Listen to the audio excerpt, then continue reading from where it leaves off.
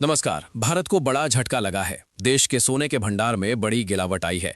RBI की ओर से जारी किए गए आंकड़ों में इसका पता चला है। पिछले साल दुनिया में चल रही राजनीति और आर्थिक हलचलों के बीच भारत ने अपनी रणनीति बदली थी।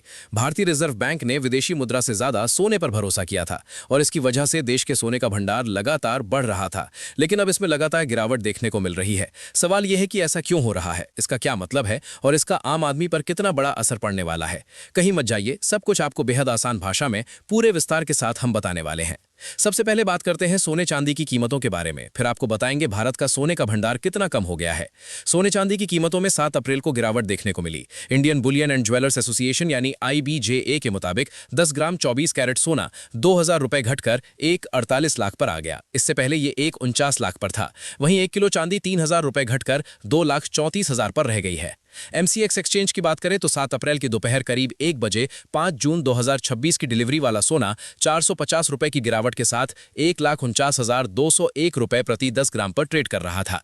वहीं 5 मई 2026 की डिलीवरी वाली चांदी 1,561 रुपए की गिरावट के साथ 2,34,118 रुपए प्रति किलो पर ट्रेड कर रही थी। तो अब बात करते हैं सोने के भंडार के बारे में। आरबीआई के आंकड़ों के मुताबिक सोने के भंडार में इस दौरान कमी आई है और हफ्ते दर हफ्ते के आधार पर यह 3.66 अरब डॉलर घटकर 113.521 अरब डॉलर पर आ गया है। भारतीय करेंसी में सोने के भंडार का मूल्य 11.75 लाख करोड़ है। इसके अलावा देश की विदेशी मुद्रा भंडार में भी गिरावट दर्ज की गई है। ईरान में जारी जंग के चलते भारत को भारी नुकसान उठाना पड़ रहा है। कच्चे तेल और गैस के आयात पर निर्भरता की वजह से कीमतों में तेज उछाल का सीधा असर भारत की अर्थव्यवस्था पर पड़ता है। इसी वजह से रुपए से लेकर विदेशी मुद्रा भंडार तक सभी पर इसका असर देखने को मिला है। स्थिति यह है कि बीते एक महीने में भारत का विदेशी मुद्रा भंडार 28 अरब डॉलर से घटकर 68 अरब डॉलर पर आ गया है। यानी इसमें इस दौरान 20 अरब डॉलर की गिरावट देखने को मिली है।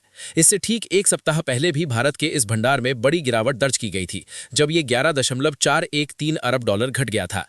भारतीय करेंसी में विदेशी मुद्रा भंडार 65 लाख करोड़ के कुछ ऊपर है। ध्यान देने वाली बात यह है कि फरवरी के अंत तक भारत का विदेशी मुद्रा भंडार ऐतिहासिक ऊंचाई पर था। 27 फरवरी 2026 को समाप्त सप्ताह में यह 728.494 अरब डॉलर के ऑल टाइम हाई पर पहुंच गया था। हालांकि इसके बाद पश्चिम एशिया में बढ़ते तनाव और वैश्विक अनिश्चितता के चलते इसमें गिरावट देखनी शुरू हो गई थी। इसकी वजह से यह गिरावट लगातार जारी है और दूसरे सप्ताह भी जारी रही है।